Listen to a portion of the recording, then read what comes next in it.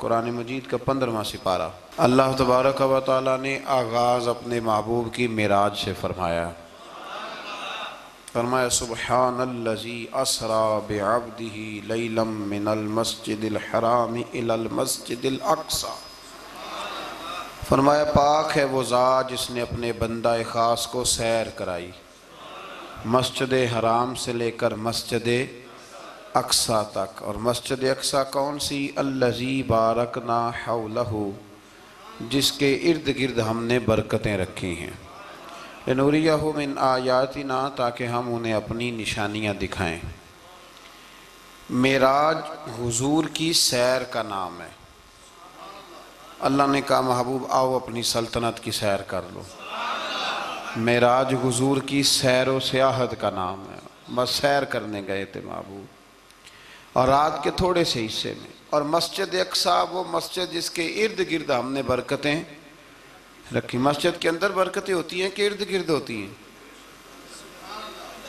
الذی بارکنا حولہ، جس کے ارد گرد ہم نے برکتیں رکھی ہیں۔ تو مفسرین نے فرمایا کہ مسجد اقصی کے ارد گرد انبیاء کے مزارات تھے، تو فرمایا کہ اس کے ارد گرد ہم نے برکتیں رکھی ہیں۔ جہاں نبی کا وجود ہو وہاں برکت ہوتی ہے، جہاں ولی کا وجود ہو وہاں برکت ہوتی ہے۔ لنوریہ من آیاتنا، تاکہ ہم انہیں اپنی نشانیاں دکھائیں۔ واقعہ معراج ظاہر ہے ایک تفصیلی اور ایک بڑا حیرت انگیز اور محبوب کی عظمت اور شانوں والا واقعہ ہے۔ تو اللہ تبارک و تعالیٰ نے 15ویں پارے کا اور سورہ بنی اسرائیل کا آغاز اسی آیت سے فرمایا ہے۔ آیت نمبر 4 سے بیان ہوا ہے کہ بنی اسرائیل کو بائبل میں بتا دیا گیا تھا کہ وہ زمین میں 2 مرتبہ فساد اور سرکشی کریں گے۔ چنانچہ یہ دونوں مواقع آئے اور اللہ نے ان پر جابر بندے مسلط کیے۔ آیت نمبر 11 میں اللہ تعالیٰ نے فرمایا کہ انسان بڑا ہی جلد باز ہے، اسے بڑی جلدی ہے، بڑی جلدی کرتا ہے۔ آیت نمبر 12 میں بتایا کہ ہم نے نظام لیل و نہار کو اپنی قدرت کی 2 نشانیوں، اور ہم نے دن کو روشن بنایا تاکہ تم اپنے رب کا فضل تلاش کرو اور سالوں کی گنتی اور حساب کو جان لو۔ آیت نمبر 13 سے بتایا کہ ہم نے ہر انسان کا اعمال نامہ اس کے گلے میں لٹکا دیا ہے، یعنی اللہ کی قضاء و قدرت میں جو طے ہے وہ ہو کے رہے گا، اور قیامت کے دن یہ اعمال نامہ ایک کھلی ہوئی کتاب کی صورت میں ہوگا۔ بندے سے کہا جائے گا اپنا اعمال نامہ پڑھو، آج تم خود ہی احتساب کرنے کے لیے کافی ہو۔ جس نے ہدایت کو اختیار کیا تو اسی کا فائدہ اسی کو پہنچے گا، اور جس نے گمراہی کو اختیار کیا تو اس کا وبال بھی اسی پر آئے گا۔ اور کوئی بوجھ اٹھانے والا دوسرے کا بوجھ نہیں اٹھائے گا، اور ہم اس وقت تک عذاب دینے والے نہیں جب تک کہ اتمام حجت کے لیے ہم رسول نہ بھیج دیں۔ اگلی آیت میں قدرت کا ایک قانون بیان کیا گیا ہے کہ جب ہم کسی بستی والوں کو ہلاک کرنے کا ارادہ کرتے ہیں تو اس کو عیش و عشرت کا دل دادہ لوگوں کو اپنے احکام بھیجتے ہیں، پھر وہ ان احکام کی نافرمانی کر کے عذاب کے مستحق ہوتے ہیں، اور یوں ہم ان کو تباہ و برباد کر دیتے ہیں۔ پہلے قومیں عیش میں پڑتی ہیں پھر تباہ ہوتی ہیں۔ اللہ تعالیٰ اپنے محبوب کی غلامی والی زندگی عطا فرمائے۔ اللہ آیت نمبر 18 میں فرمایا کہ جو صرف دنیا کے فائدے کا طلبگار ہو تو ہم اس کو اس دنیا میں جتنا چاہیں دے دیتے ہیں، اور پھر اس کا انجام جہنم ہوتا ہے۔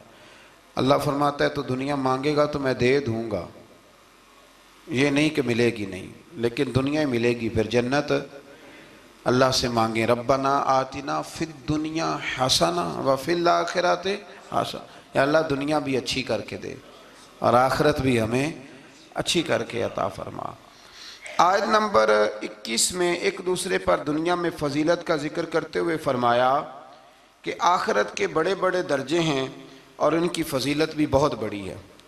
آیت نمبر 23 میں والدین کے حقوق کی جانب متوجہ کرتے ہوئے فرمایا کہ تمہارے رب نے حکم دیا ہے کہ اس کے سوا کسی کی عبادت نہ کرو، اور ماں باپ کے ساتھ نیک سلوک کرو۔ اگر تمہاری زندگی میں وہ دونوں یا ان میں سے کوئی ایک بڑھاپے کو پہنچ جائے تو اس کو اف تک نہ کہو، ان کو جھڑکو بھی نہیں، اور ان کے ساتھ ادب سے بات کرو، اور ان کے لیے عاجزی اور رحم دلی کے بازو جھکائے رکھو، اور یہ دعا کرو کہ اے میرے رب ان پر رحم فرما جیسا کہ انہوں نے بچپن میں رحم کے ساتھ میری پرورش فرمائی تھی۔ آیت نمبر 26 میں قرابت داروں، مسکینوں اور مسافروں کے حقوق ادا کرنے اور فضول خرچی سے اجتناب کا حکم ہے، اور یہ کہ فضول خرچی کرنے والے شیطان کے بھائی ہیں، اور اگر بسبب تنگ دستی خرچ نہ کر سکو تو ان سے نرم بات ہی کر لو۔ فرمایا رشتہ داروں پہ خرچ کرو، اپنی ذات پہ فضول خرچی نہ کرو، اور اگر تم خرچ نہیں کر سکتے، غریب ہو، تو کم از کم اخلاق کا مظاہرہ ہی کر لو، رشتہ داروں کے اندر تلخ جملوں کا تبادلہ تو نہ کرو۔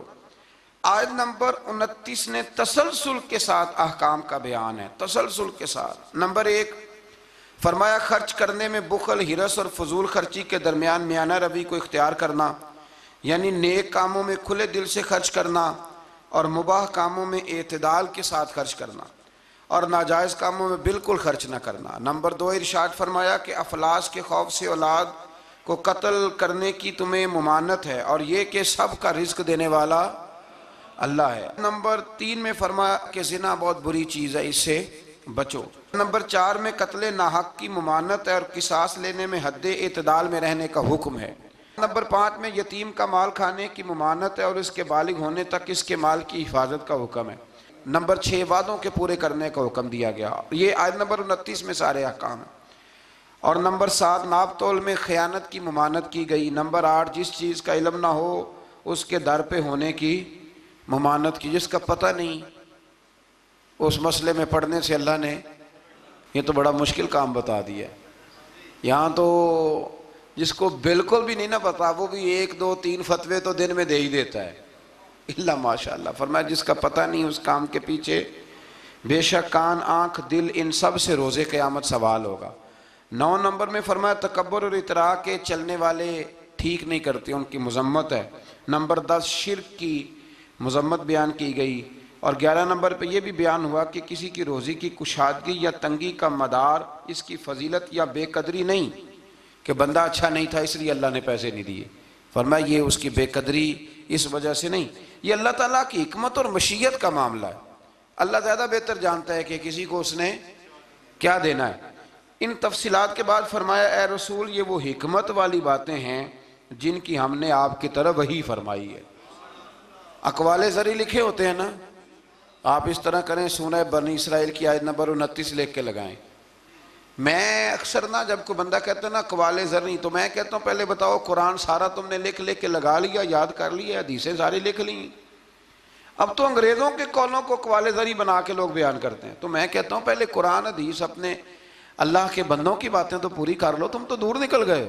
اللہ فرماتا ہے یہ حکمت والی باتیں ہیں، یہ تھوڑی حکمت والی بات ہے کہ رب فرما رہا ہے کہ کسی کی روزی کا کشادگی یا تنگی کا مدار اس کی فضیلت یا بے قدری پہ نہیں، بلکہ تو اللہ بہتر جانتا ہے کہ اس کو کیا دینا ہے۔ یہ بہت بڑی حکمت والی بات۔ آیت نمبر 40 میں کفار اور مشرکین کی اس خبیث فطرت کو بیان کیا گیا کہ خود تو بیٹوں کی تمنا کرتے ہیں اور اللہ کی طرف بیٹیوں کی نسبت کر کے کہتے ہیں کہ فرشتے معاذ اللہ اللہ کی بیٹی ہیں۔ آیت نمبر 44 سے بیان ہوا کہ 7 آسمان اور زمینیں اور جو بھی ان میں ہے اپنے اپنے انداز میں اللہ کی تسبیح کر رہے ہیں، ہر چیز اللہ کی حمد کے ساتھ اس کی تسبیح کر رہی ہے، لیکن تم ان کی تسبیح کو سن نہیں سکتے۔ آیت نمبر 45 میں فرمایا کہ منکرین آخرت قرآن کی تعلیمات سے استفادہ کرنے سے محروم رہے اور ان کے دل و دماغ حق کو قبول کرنے کی سعادت سے محروم ہیں، اور فصیح و بلیغ قرآن سن کر بھی نبی پر سحر زدہ ہونے کا تان کرتے ہیں معاذ اللہ۔ آیت نمبر 49 میں بتایا کہ منکرین آخرت کہتے ہیں کہ جب ہماری ہڈیاں گل سڑ کے ریزہ ریزہ ہو جائیں گی تو کیا ہمیں از سر نو پیدا کیا جائے گا؟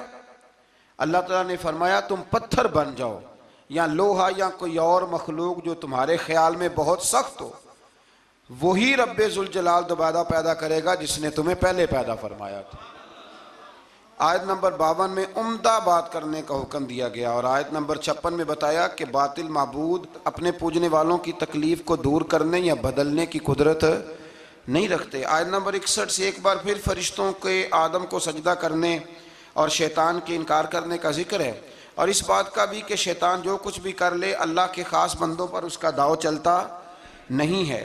آیت نمبر 67 میں فرمایا کہ جب سمندری طوفان میں گر جاتے ہیں تو معبودان باطلہ کی بجائے صرف اللہ کو پکارتے ہیں. کافر بھی اس وقت اللہ ہی کو پکارتے ہیں، لیکن نجات کی صورت میں یہ لوگ پھر شرک میں مبتلا ہو جاتے ہیں.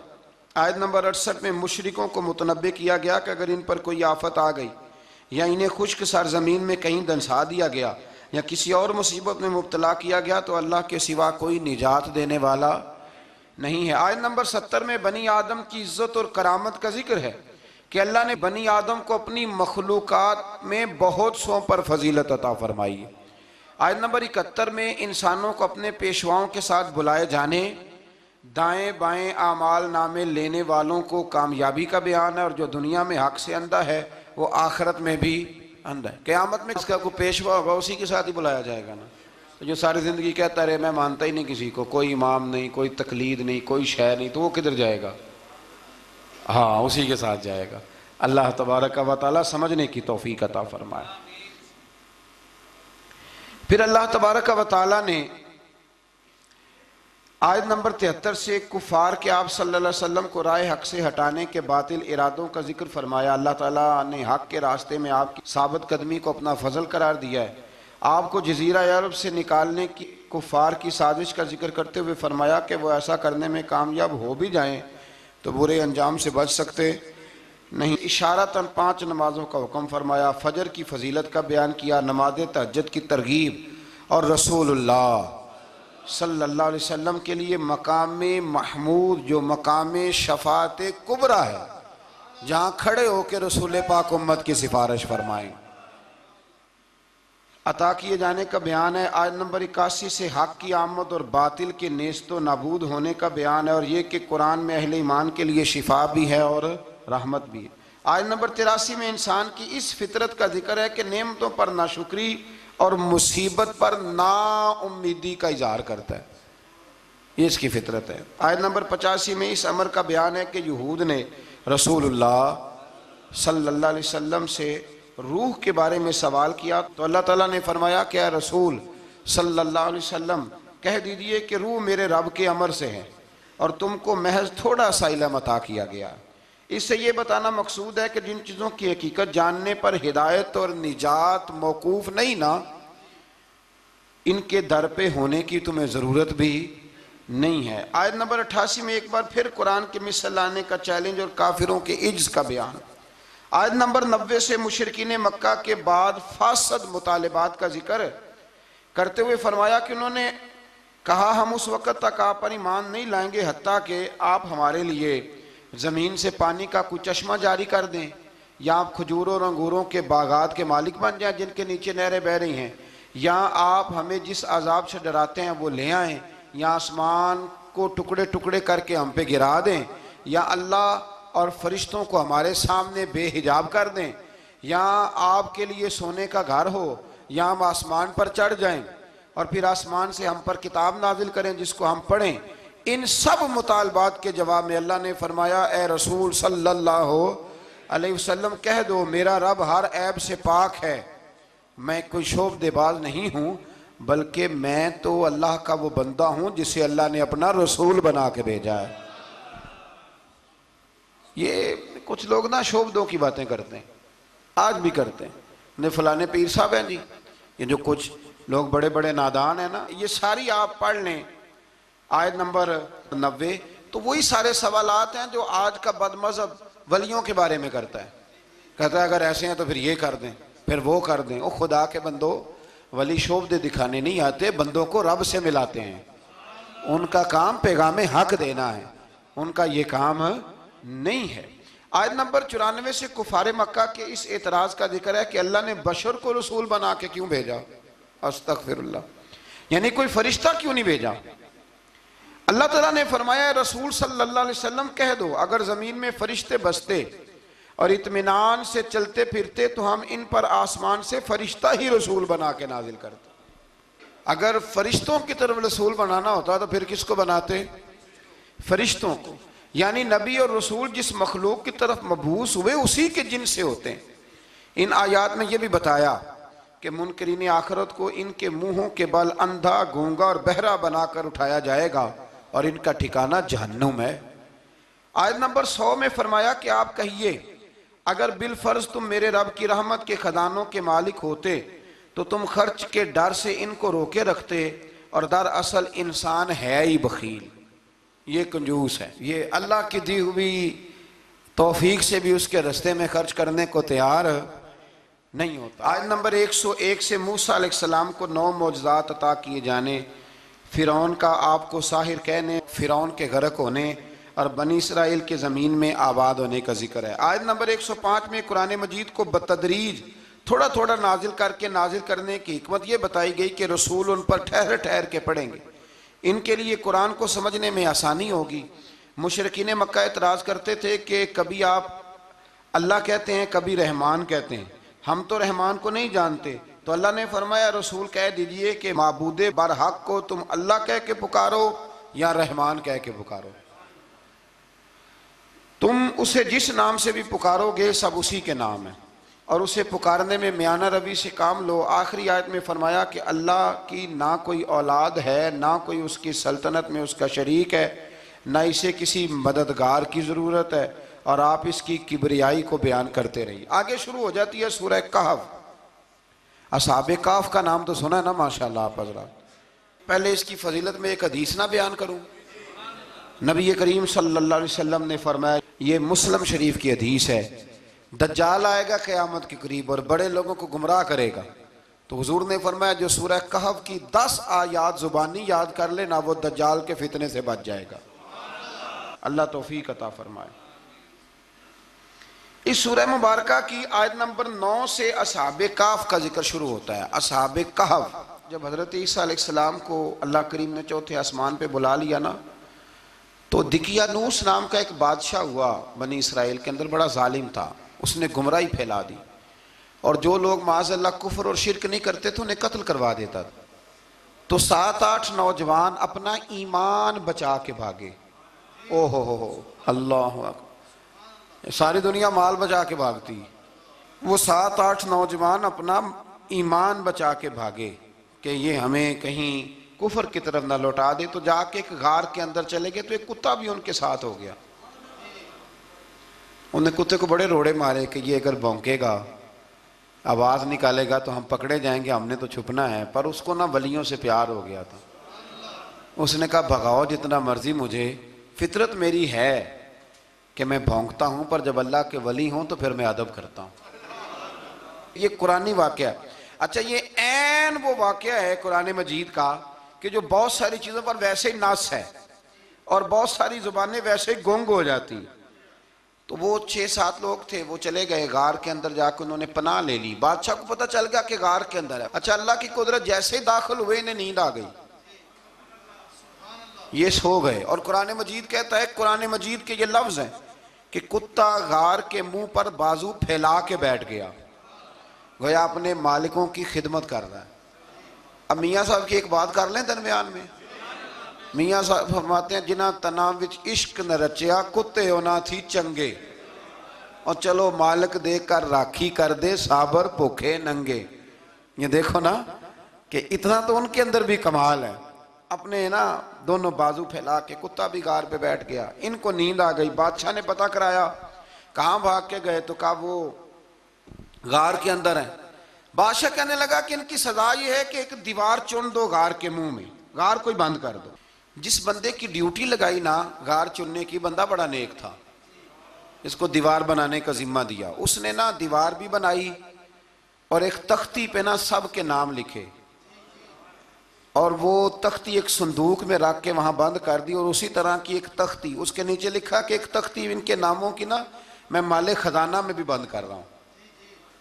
اللہ تبارک و تعالیٰ کی قدرت کے بعد مفسرین نے لکھا ہے وہ 100 سال تک سوئے رہے، اور بعض نے لکھا ہے کہ 300 سال تک سوئے رہے۔ 300 سال کے بعد اس طرح ہوا کہ حکومتیں بدل گئیں۔ بیدروس نام کا ایک بادشاہ آ گیا، وہ بڑا نیک دل تھا، اس نے ہر طرف حضرت عیسیٰ علیہ السلام کی شریعت کا پھر سے نعرہ بلند کیا۔ اب نا کچھ لوگ ایسے تھے جو منکر ہو گئے تھے کہ مرنے کے بعد دوبارہ کیسے اٹھیں گے۔ بادشاہ ایک دن حجرے میں گیا، جا کے دعا مانگی، یا اللہ کوئی ایسی بات دکھا جس سے لوگوں کا ایمان پکا ہو جائے۔ اس طرح کے بھی بادشاہ ہوا کرتے تھے۔ تو رب کریم نے کہا میں نے تو پہلے ایک راز چھپا کے رکھا ہوا ہے، کھول دیتے ہیں۔ اس نے دعا مانگی، اور ادھر کیا معاملہ ہوا، ایک چرواہا بکریاں چرانے والا وہاں سے گزرا۔ اس نے سوچا یہ دیوار ہے، اگر اس کا منہ کھول لوں نا کبھی تو میری بکریاں یہاں تھوڑا سا دھوپ کے اندر سستا لیا کریں گی۔ اس چرواہے نے کیا کیا کہ اس نے وہ دیوار گرائی تاکہ میری بکریاں اندر جایا کریں۔ وہ دیوار گرائی تو اس نے اندر 6-7 لوگ سوئے ہوئے دیکھے اور کتا بھی سویا ہوا دیکھا۔ اللہ تبارک و تعالیٰ اپنی قدرت سے، اپنے فضل سے ان کی کروٹیں بھی بدلتا رہا، اپنی قدرت سے۔ ایک طرف انسان پڑا رہے نا تو اعضاء گل جاتے ہیں، ان کی کروٹیں بھی بدلی جاتی، مناسب روشنی بھی دی جاتی، حرارت بھی۔ اس نے دیوار گرائی تو ان کی آنکھ کھل گئی، ایک دوسرے سے کہنے لگے آج تو بڑی گہری نیند سوئے ہیں یار، آج تو لمبی نیند ہی پوری کر لی، چلو بھوک بڑی لگی ہے ایک دوست کو بھیجو۔ یہ سارا واقعہ قرآن مجید میں موجود ہے، میں اپنے لفظوں میں بیان کر رہا ہوں۔ جاؤ ایک دوست کو بھیجو بازار سے نا کھانا لے آئے، پیسے وہی 300 سال پرانی کرنسی۔ وہ جب نان بھائی کی دکان پہ گیا نا سامان لینے، اس کو پیسے دیے تو نان بھائی نے ہاتھ پکڑ لیا، کہنے لگا میاں تو کدھر سے آیا، یہ کون سے پیسے ہیں؟ اس نے کہا پیسے کاہے کہ میں بھی سوچ رہا ہوں کہ حالات بدلے ہیں، سارے حضرت عیسیٰ کا کلمہ پڑھ رہے ہیں، ماحول اور ہے۔ اس نے کہا تیرے ہاتھ کوئی خزانہ لگ گیا ہے، یہ تو ہم نام سنتے تھے کہ یہاں کوئی دقیانوس نام کا بادشاہ رہا ہے، کوئی خزانہ، بتا کہاں سے لیے؟ شور ہوا، حاکم شہر تک خبر پہنچی، بادشاہ تک پہنچی۔ اس نے بتایا کہ بھئی ہم تو دقیانوس کے ڈر سے بھاگے ہیں، کل بھاگے ہیں یا آج سویرے، اتنا زیادہ ہمیں پتہ نہیں، کل یا آج سویرے بس نا، اتنا سا ہمیں یاد ہے کہ ہم گئے تھے۔ بہرحال لوگ جمع ہو گئے، اکٹھے ہو گئے، غار تک پہنچے۔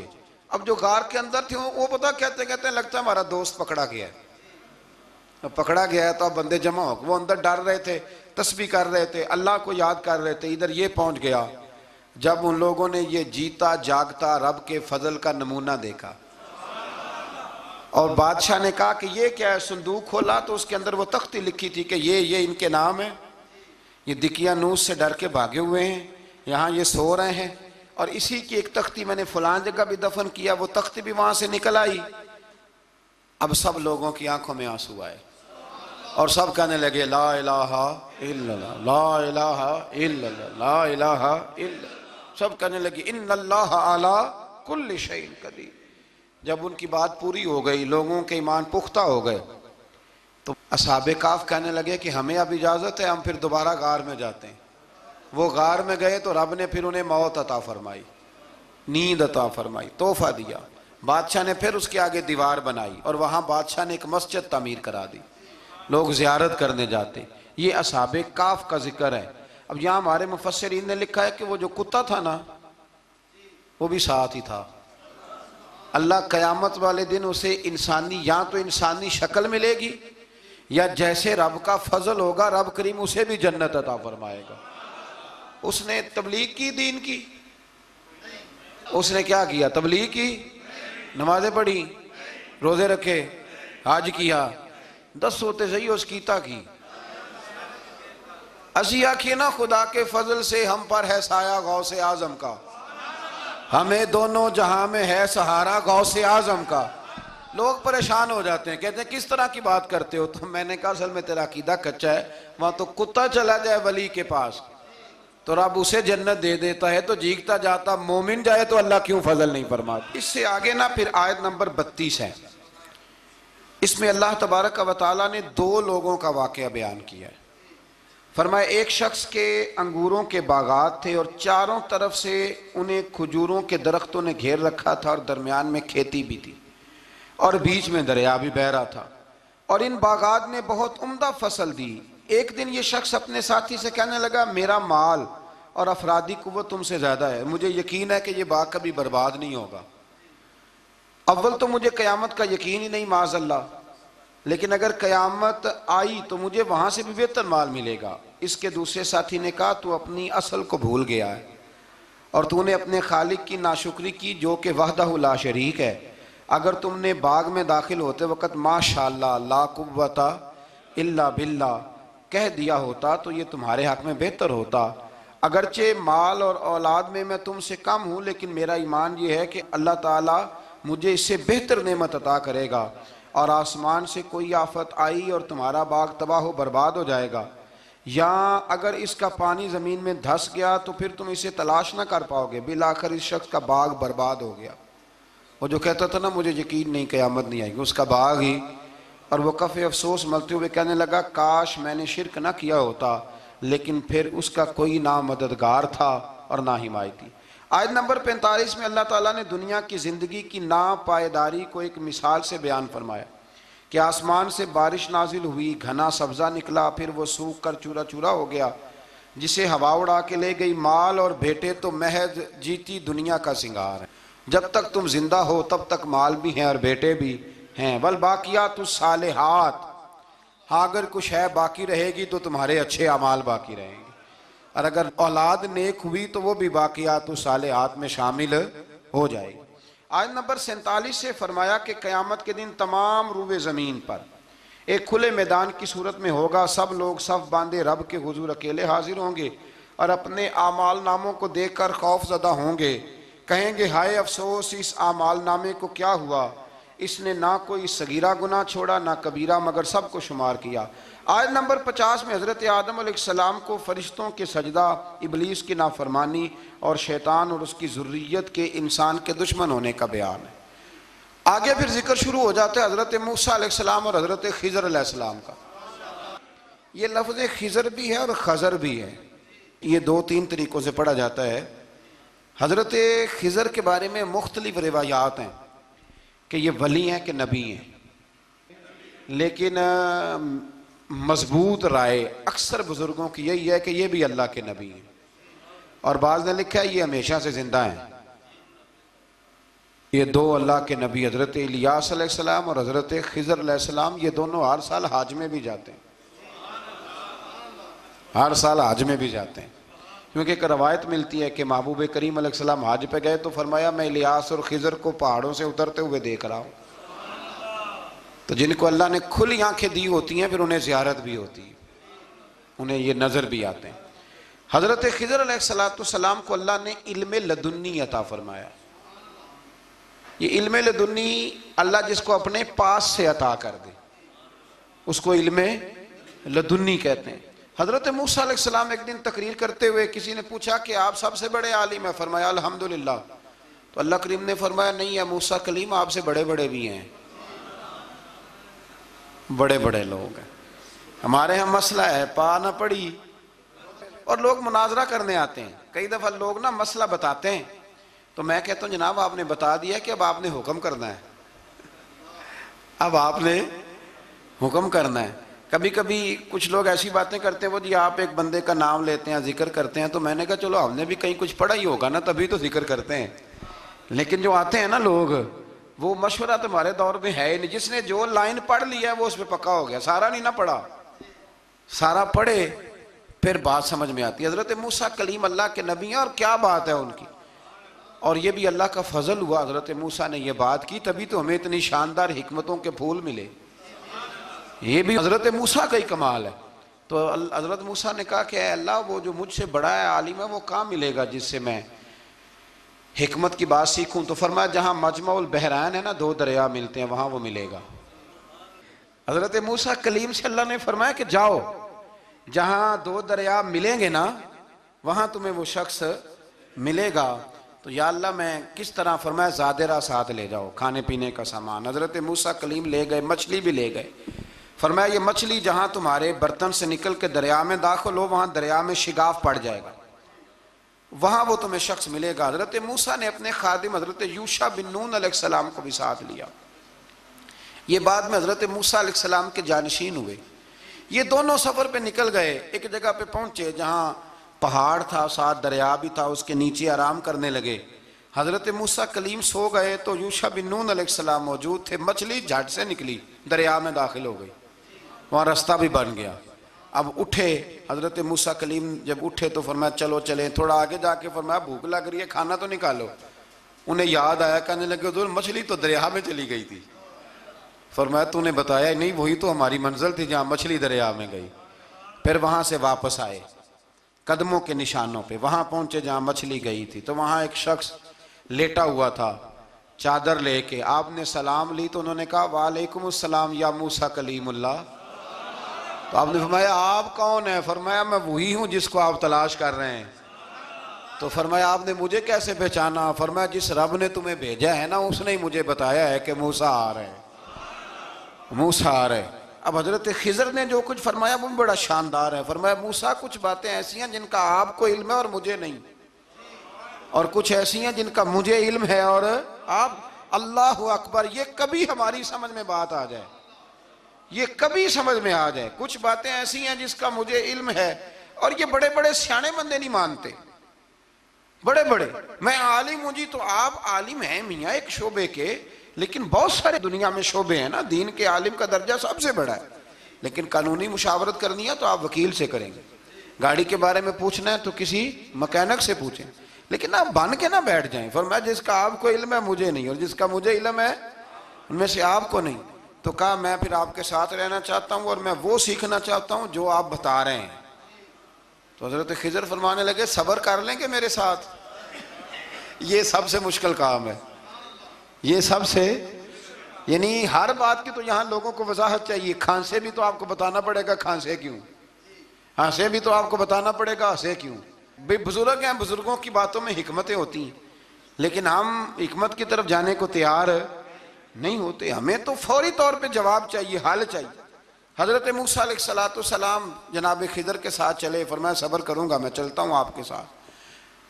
دریا کے قریب گئے کشتی میں بیٹھنے کے لیے، تو کشتی والوں نے حضرت خضر کو پہچان لیا، بغیر کرائے کے سوار کرایا. اور جب پار اترنے لگے تو حضرت خضر نے کشتی کا ایک تختہ ہی توڑ دیا. حضرت موسیٰ کہنے لگے یہ آپ نے کیا کیا؟ انہوں نے نیکی کی، آپ نے تختہ توڑ دیا. فرمایا آپ کو کہا تھا نا آپ نے صبر نہیں کرنا، آپ کو کہا تھا نا. فرمایا چلو میں صبر کروں گا. تھوڑا آگے گئے تو ایک نوجوان لڑکا، ابھی چھوٹی عمر ہے، وہ ملا. حضرت سیدنا خضر علیہ السلام نے اسے قتل ہی کر دیا. فرمانے لگے آپ نے قتل ہی کر دیا؟ ایک قرآن مجید ہے بھائی. میں کبھی کبھی سوچتا ہوں یہ ہم کسی درویش کی بات سناتے تو بندے اڑ جاتے. فتوے نکلتے کہ نہ نکلتے؟ میرا خیال ہے ہر مسجد سے نکلتے.